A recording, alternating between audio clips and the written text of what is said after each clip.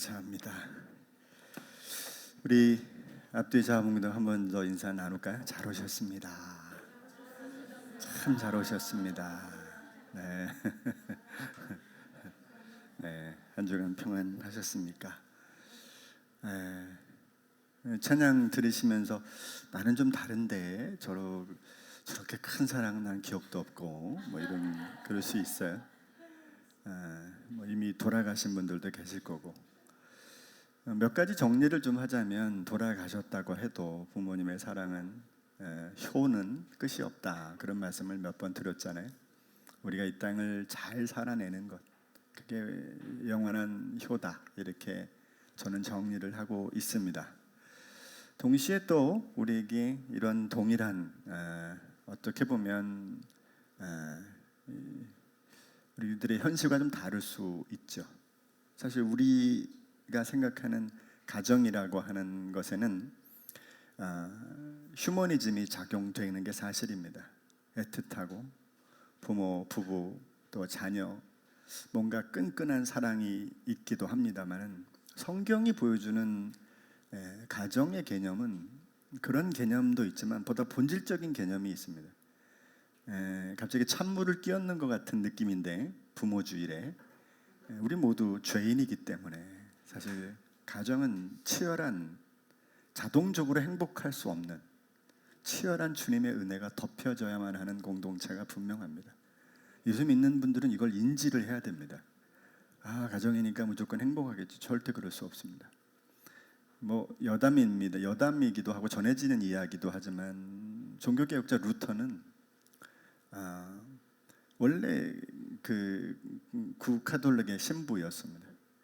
구카톨릭의 신부로서 그가 있는 이 교리 안에서는 어떤 교리가 있냐면 인간의 그 씻을 수 없는 죄와 뿌리 깊은 이 연약함은 이 세상의 모든 환경을 끊어내고 수도원이라는 곳에 들어가서 철저하게 연단받고 훈련돼야만 하는 그래야만 그 죄가 사라지고 또 어느 정도 희석된다라고 하는 교리 가운데 있었습니다. 근데 그가 이제 캐톨릭 신부에서 나와서 결혼을 합니다. 그러고 나서 결혼한 이후에 그는 오히려 다른 표현을 합니다. 그게 뭐냐면 가정이야말로 성품을 훈련시키는 학교다. 이게 무슨 말이냐면 결혼을 경험하고 수도원을 경험한 루터의 입장에서는 가정이 훨씬 더 힘들다는 거 하는 거예요. 훨씬 더. 그래서 오히려 가정이 어떤 수도원보다 더 강력한 훈련장이다라고 그가 고백하고 있습니다. 별로 공감을 안 하시니까 우리는 다 행복한 가정들이신가 봐요. 그럴 수 없습니다. 우리 모두가 연약하기 때문에 가정은 하나님의 은혜가 덮이지 않으면 안 됩니다. 우리 가정은 절대 안 그래. 아마 부모님이 1,000억만 딱 물려주면 쪼개집니다. 난리 날 거려. 아마 1,000억이 뭐야. 10억만 줘도 아마 한 푼 더 받으려고 형제들끼리 난릴 겁니다. 윤형주 장로님이 그랬대잖아요. 4,000억을 물려받았대잖아요, 부모님에게. 근데 집안이 풍비박산났다. 그러니까 우리의 연약함은 가정주의니까 우리 휴머니즘으로 돌아가서 이런 게 아니에요. 하나님의 은혜가 덮이지 않으면 우리의 부모는 우리의 자녀들은 세울 수 없습니다. 그게 핵심인 거죠. 오늘 행복한 부모 행복 시리즈 이어서 잠시 동안 또 말씀을 나누겠습니다. 여성가족부 통계를 2023년 걸 한번 가져와 봤는데요. 부모가 고민이 많아요. 자녀를 키우는 부모는 양육비, 자녀의 미래가 걱정이 돼. 얘가 나중에 뭐가 될까? 걱정을 엄청 하는 거예요. 또 대화가 부족해가지고 소통이 잘 안 되는 것 때문에 끙끙 앓는 부모가 많고 또 충분히 함께하지 못하는 것에 대한 미안함 이런 것들이 이제 우선을 차지한대요. 결과적으로 뭐예요? 오늘 여기 계신 분들이나 자녀를 키우는 대부분의 부모 입장에서는 결코 자녀를 키우는 일에 대해서 행복하지 않고 또 그것으로 인해서 행복을 누릴 수 없다라고 하는 게 드러나고 있는 거죠. 어느 시대나 자녀들에게 충분한 것을 제공할 수 없는 게 부모의 입장인 것 같아요. 다 해주고 싶어도 언젠가 그런 말씀드렸지만 어쩌다 보니 내리사랑이 되잖아요. 그래서 자녀들에게 뭔가 해준 것보다 하지 못한 것에 대한 미안함이 더 앞서는 게 우리들의 부모님의 심정이고 또 부모된 우리들의 심정이기 때문에 비슷한 공감을 하리라고 생각합니다. 그런 면에서 우리가 읽은 오늘 147편은 어떻게 보면 인생의 깊은 씨름을 주님이 알고 계시는 것이고 그 알고 계시는 주님을 만나서 우리 인생의 문제가 이러한 여러 가지 문제가 있는데 그 속에서도 기쁨을 찾은 한 시인의 아주 경험의 밑바탕한 노래가 아닐 수 없습니다. 그래서 오늘 이 본문을 가지고 왔어요. 이걸 가지고 우리가 부모 주일에 한번 묵상했으면 좋겠다는 겁니다. 147편 1절은 이렇게 시작합니다. 할렐루야. 이게 무슨 말이에요? 찬양하라. 찬양하라. 우리 하나님을 찬양하는 일이 선하며 찬송하는 일이 아름답고 마땅하도다. 그러면서 시를 엽니다. 여호와께서 예루살렘을 세우시며 이스라엘의 흩어진 자들을 모으시며 상심한 자들을 고치시며 그들의 상처를 싸매시는도다.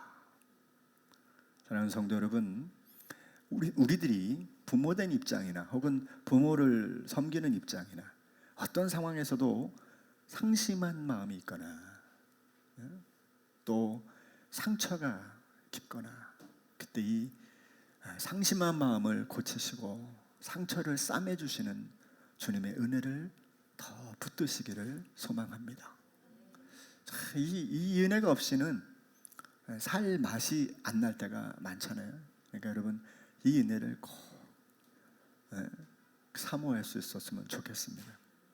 여러분 신앙의 은혜는 밥 먹는 거가 비슷해요.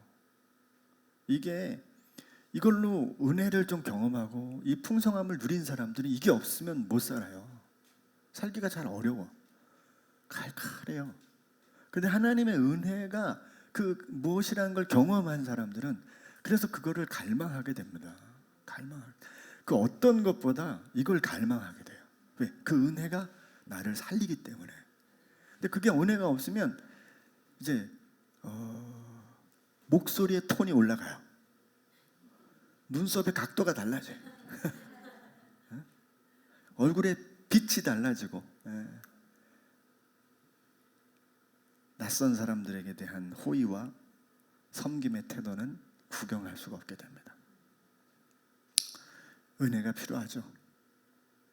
상심한 자들을 고치시고 상처를 싸매시는 주님을 날마다 사모하고 그분의 은혜가 우리를 뒤덮는 은혜가 있기를 간절히 소망합니다. 간절히. 지난주에 저는 행복한 자녀의 길을 여는 부모 역할을 잠깐 나눴죠. 그래서 첫째는 무조건 자녀들이 주님을 만나게 하는 일에 유일한 통로가 되자. 이제 이게 핵심이었고요. 그 통로가 되려면 이제 결국 이제 부모가 그 길을 안내하는 자가 되는데 말로 하지 말고 예수님을 만나게 하는 유일한 길은 자기를 좀 희생하자. 여기 자기 희생이라는 표현은 지난주에 못 들으신 분들은 좀 이게 뭔가 그러신 아니 열심히 또 더 죽으라고 일해라라는 거 이게 아니고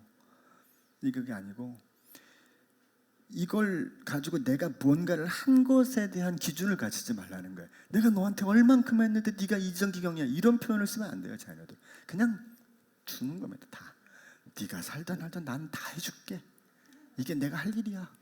너 다 가져. 그리고 끝내는 게 부모의 역할인 거죠. 그죠? 물론 유산은 당장 물려주면 안 됩니다. 물려줄 것도 없겠지만 애들 버립니다. 그냥 내주는 거고 오직 교회 자랑, 목사 자랑 절대 하지 말고 오직 예수님 자랑만 하라는 거죠. 주님이 널 사랑해.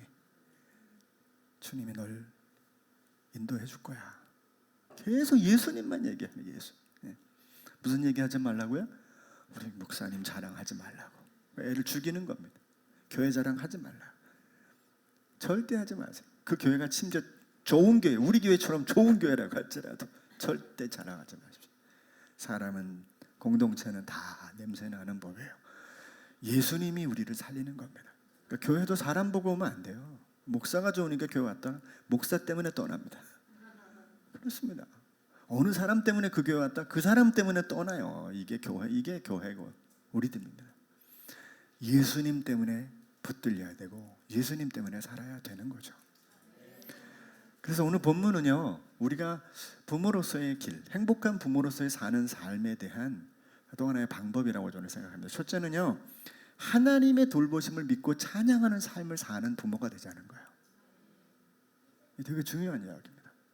어떻게 우리가 누릴까? 어떻게 자녀들을 인도할까? 어떻게 우리가 이 세상에서 복음을 증거하는 삶을 살까? 먼저 우리가 하나님의 돌보심을 믿자는 거죠. 12절 같이 읽어요. 시작. 예루살렘아 여호와를 찬송할지어다. 시온아 내 하나님을 찬양할지어다. 그가 내 문빗장을 견고히 하시고 내 가운데 있는 너희의 자녀들에게 복을 주셨으며 내 경내를 평안하게 하시고 아름다운 밀로 너를 배불리셨다. 아름다운 밀이 어디 있어요? 아주 알곡이 그냥 풍성한 아주 기가 막힌 상질의 품질의 곡식으로 배불렸다, 이런 말이잖아요. 하나님을 위해서 찬양하라는 거잖아요 지금, 그죠? 예루살렘아 여호와를 찬양하라. 시온아 내 하나님을 찬양하라. 왜? 그가 내 문빗장을 견고히 했다. 예전은 여러분 요즘은 뭐 대한민국 치안이 굉장히 좋은 나라에 살고 있지만 지금도 우리나라가 아닌 뭐 동남아나 저기 아프리카 가면 밤새 다 털리는 경우가 많죠. 차 주차해놨는데 간데 바퀴밖에 안 남는 일들이 일어나는 일인 거죠. 그러니까 그 당시에는 얼마나 더 이게 심각했겠어요. 근데 그걸 견고하게 지키신다 하나님이. 내 가운데 있는 너의 자녀들에게 복을 주신다. 이게 얼마나 큰 부모의 기쁨이겠어요. 경내를 평안하게 하고 배불리시고. 근데 이런 일만 있겠습니까? 그렇지 않겠죠. 당연히 그럴 수 없습니다. 이 찬양을 명령하는 이유가 있습니다. 그게 뭐냐면 감사하라는 거예요. 우선 여러분 찬양은 우선 뭐 한다고요? 감사. 그러니까 우리가 좀 전에 찬양 불렀잖아요. 뭐 예를 들면 아침과 저녁에 수고하여, 다 백수단 말이에요. 백수. 우리 집은 무슨 수고야? 다 백수인데, 그죠? 그런 경우가 있잖아요. 그다음에 뭐 동기들 사랑에 동기들이 그렇게 뭉쳐 있지 않는 가정들도 많이 있고, 네? 서로 헐뜯고 말이야 싸우는 가정도 많잖아요. 그럴 수 있죠. 그래서 우선적으로 내게 나타난 일이면 감사하는 거예요. 내가 잘나서가 아니라, 내가 훌륭해서가 아니라 하나님 감사합니다. 왜 우리 가정에 이런 은혜를 주셨어요? 저는 목사지만 참 복을 많이 받은 사람이라고 생각해요. 어려서부터 성장하고 지금까지 오는 과정에서 제가 이만한 복을 지금 누릴 수 있을까? 불가능하다고 저는 생각해요. 근데 너무 좋은 거예요. 너무 행복합니다.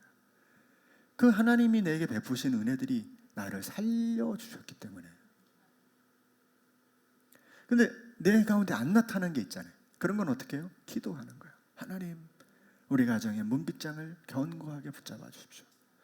우리들의 자녀들이 낭망하지 않고 끝까지 믿음 가운데 견고히 서갈 수 있도록 도와주십시오. 그래서 찬양을 명령한 이유는 두 가지예요. 무조건 머릿속에 딱 넣으십시오. 무조건 주어진 것에 대한 감사, 그러나 채워지지 않은 것에 대한 것은 하나님께 기도하는 거예요. 이게 얼마나 우리에게 주어지는 찬양의 은혜인지 몰라요. 그래서 신앙생활은 복잡하지 않아요.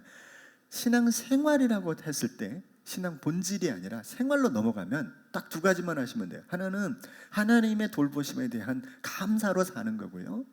또 삶의 부족함이나 할 수 없는 것에 대한 기도의 삶이 이어지는 거예요.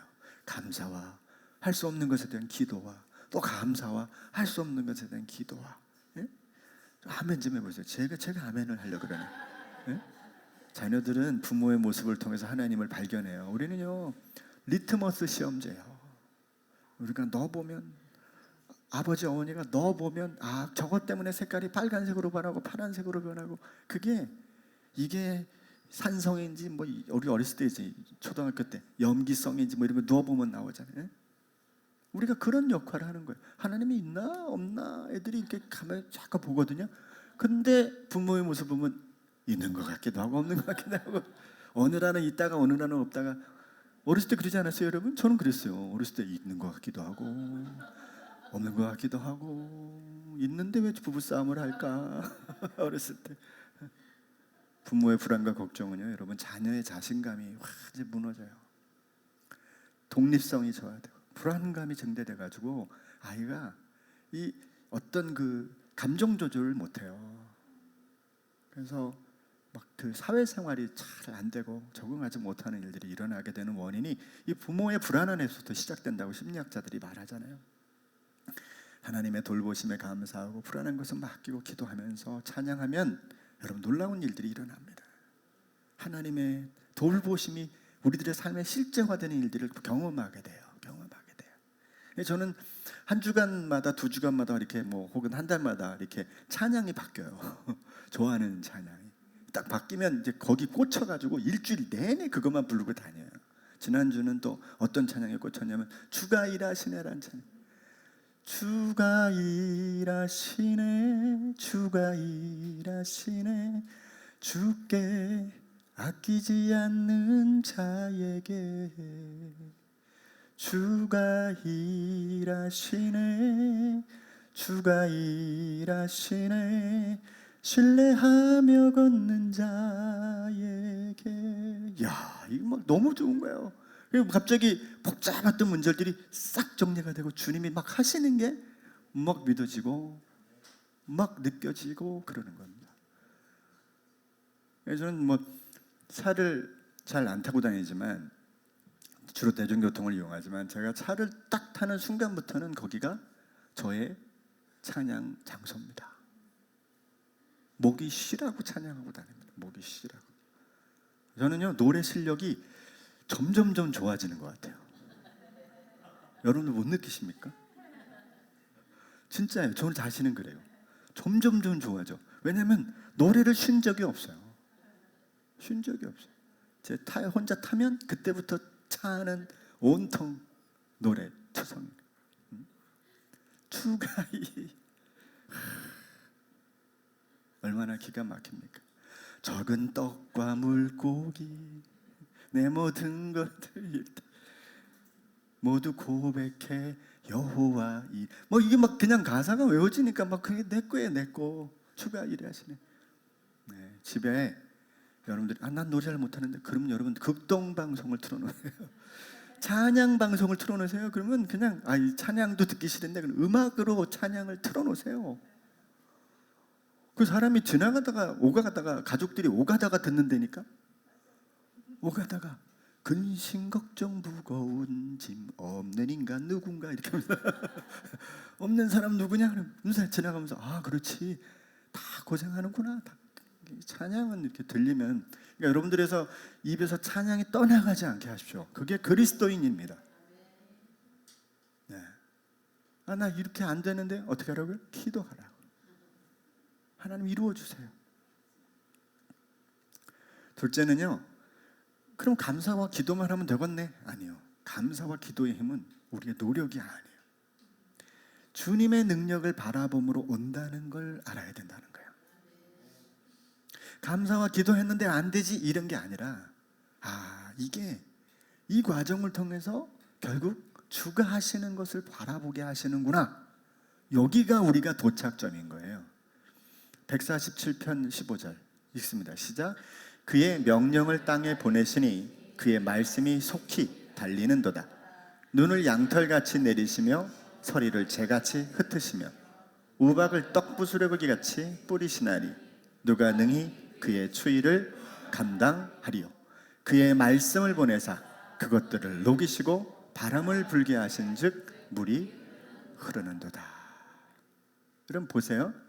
여기 보면 그가 명령을 땅에 보내세요. 그러니까 말씀이 확 막 엄청 빨리 땅에 내려왔다는 거예요. 시적 표현이죠. 그러면서 어떻게 내리면 눈이 막 양털같이 내리고 서리가 막 재같이 뿌려지는 거예요. 눈과 서리가 막 내리는 거예요. 그죠? 우박이 떡 부스러기같이 뿌리 섰어요. 막 땅에 내리는 거예요. 누가 그 추위를 감당하겠습니까? 말씀을 보내서 또 그걸 다 녹이셔서 바람을 보내서 다 녹아서 물이 그냥 풍성해지는. 제가 교회 오는데 가로수가 언제 이렇게 파래졌지? 얼마 전까지 실록이었는데 새파란 올해 처음 보는 그 녹색이었잖아요. 근데 지금은 이게 날씨만 뜨거우면 여름이에요. 여름. 얼마나 빨리 세상이 바뀌고 있는지. 보시면 지금은요 여러분, 눈과 우박이 왜 그렇게 내리고 기온이 어떻게 되기 때문에 이걸 우리가 대충 알잖아요. 고대 시대 때는 그걸 어떻게 알아요? 모르지. 무슨 수로 얼음을 만들어요? 못 만들어요. 겨울에 얼린 거 보관은 하고 얼린 쪽에서 가져온 걸 안 녹게 해서 가져오는 것밖에는 방법이 없는데, 우린 지금 알지만 그들은 그게 얼마나 신기했을까. 어떻게 이런 게 있지? 그리고 그게 또 다 녹아서 물이 돼가지고 흘러내려오는 것도 너무 신기하지 않겠어요? 근데 여러분, 그 무지했던 그들이 오히려 우리보다 나은 건 뭐냐면 그 모든 걸 하나님의 능력으로 그들은 알고 있었다. 그래서 이 시가 나온 거 아니겠어요? 이 시인과 우리가 과학적 지식의 차이는 현저하게 의하더라도 그가 그 믿음으로 바라볼 때 눈과 우박, 계절의 변화들이 기온차로 만들어지는 게 아니라 하나님의 능력을 반영하고 있다라고 하는 걸 일반 계시의 차원에서 증언하고 있는 거잖아요. 신학적으로 표현하는. 최근에 만 19세부터 59세 성인 남녀 1000명을 대상으로 한 조사가 있었어요. 근데 84.5%가 운세 서비스를 이용하고 있대요. 경험이 있답니다. 운세 서비스. 여기가 홍대 거리인데요. 홍대 거리에 그 한 500m 거리 내에 이 점집이 한 19개가 밀집됐는데 하루에 한 150명 정도 이렇게 방문을 한대요.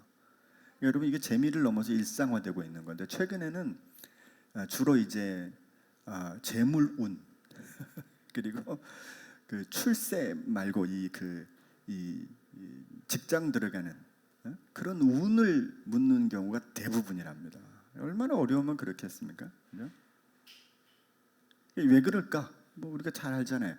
전문가들이 사회적 불안과 또 미래의 불확실성이 증가할수록 이 경향이 늘어난다고 그러잖아요.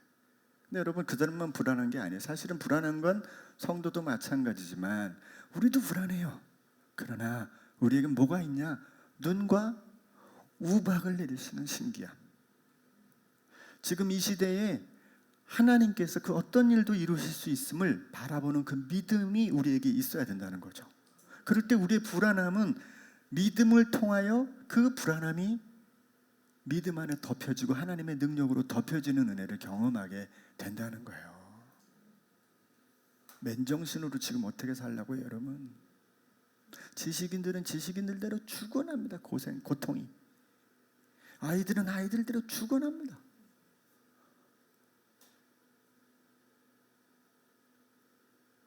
자연 환경에서 영적인 세계까지 여러분, 하나님의 능력의 스펙트럼은 무한하십니다. 그걸 신뢰하고 나가는 자에게, 신뢰하며 걷는 자에게 이렇게 주가 일하신다. 그러므로 여러분, 감사와 기도가 나에게 있었는데 왜 삶은 이래? 이게 아니에요. 그 과정으로 주님을 향하여 나가는 우리들의 마음을 보는 겁니다. 때로는 연약함 속에 계속 머물러 있을지라도 그를 향하여 나갈 때 하나님이 우리 가운데 역사를 이루어내실 줄로 믿습니다. 마지막으로 한 가지만 더 할게요. 우리를 택하심을 믿고 주신 말씀을 따라가는 일이 이제 귀한 행복한 부모의 삶을 만들어 가는 겁니다. 누가 뭐래도 신앙은 우리들의 삶에 먼저 찬양과 기쁨을 잃지 말아야 됩니다. 기도의 삶을 잃지 말아야 됩니다. 자녀들을 위해서는 기도하십시오. 포기하지 마십시오. 하나님은 포기하지 않으십니다. 기도를 늘 해주세요. 멀리 떨어져 있어요? 우리는 뭘 할 수 없지만 기도해 주는 겁니다. 그 기도가 끊임없이 하나님께 향살되어 올라가는 거죠. 그리고 그분이 행하실 거라는 것을 끝까지 바라볼 뿐 아니라 이제는 우리가 말씀 안에 나를 택하시고 불러주셨다는 사실을 믿고 살아내는 거죠.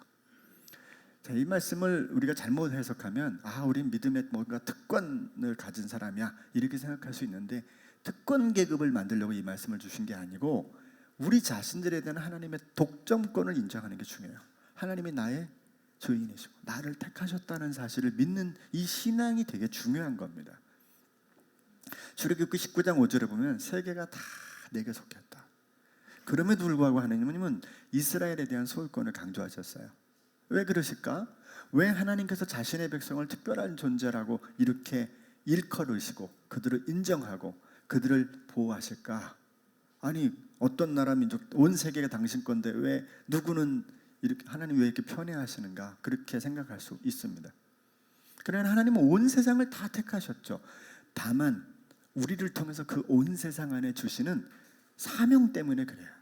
신분뿐만 아니라 우리들의 사명을 통해서 축복의 통로로 세상에 복을 주기 위해서 그러는 거예요. 이게 대단히 중요한 겁니다, 여러분.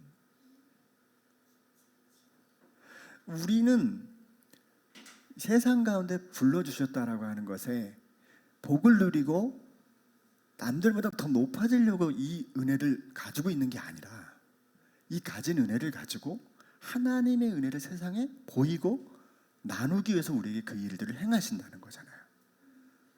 여기는 좀 아멘 하셔도 좋습니다. 이거 되게 중요한 얘기입니다. 우리들의 신앙의 핵심이거든요. 이게 하나님의 나라를 사는 우리들의 모습이거든요. 우리 자신의 존재 가치를 아실 뿐 아니라 우리를 통해서 이루시고자 하는 일이죠. 다 아는 말씀. 자, 이제 이건 외우셔야 됩니다. 시작. 그러나 너희는 택하신 족속이요 왕 같은 제사장들이요 거룩한 나라요 그의 소유가 된 백성이니. 잠깐만요. 왜냐하면이죠. 그 다음에 왜 그렇게 삼아주셨냐. 왜냐하면 읽습니다. 너희를 시작.